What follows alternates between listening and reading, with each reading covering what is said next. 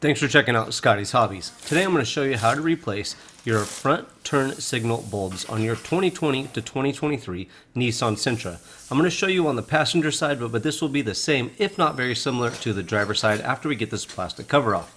You will need a 3157A for amber light bulb or a upgraded LED turn signal at this time.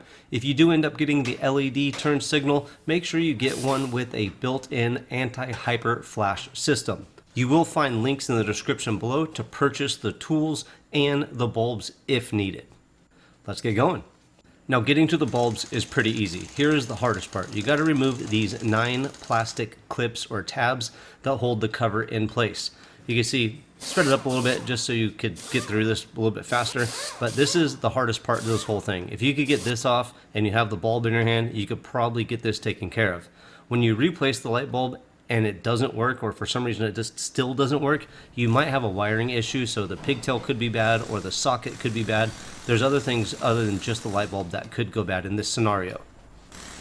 Now that we have all the plastic tabs out, go ahead and take the plastic cover off, set it off to the side so you're not going to step on it or damage it. And right there is your flasher light bulb, or the turn signal light bulb right there in the center. Gray socket. Turn it in a counterclockwise direction and pull directly straight out, and you should have no problems getting it out. Now that you have the socket out of the headlight assembly, the light bulb itself will pop right out of the socket. There you go, 3157A or NA light bulb needs to be replaced. You have 2 filaments in there.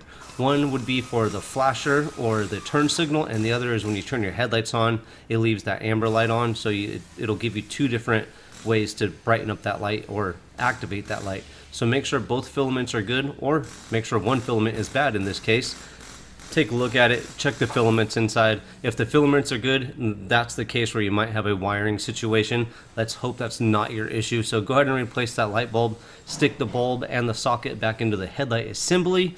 Make sure it's nice and firm. Get the ears to line up inside there. It should be nice and flat. If it's crooked or anything, you don't want to go too tight or turn it too much. You might break it. So make sure it's nice and flat, seated into the headlight assembly, and turn it in a clockwise direction, and that'll lock it into place. That's it. You're pretty much done.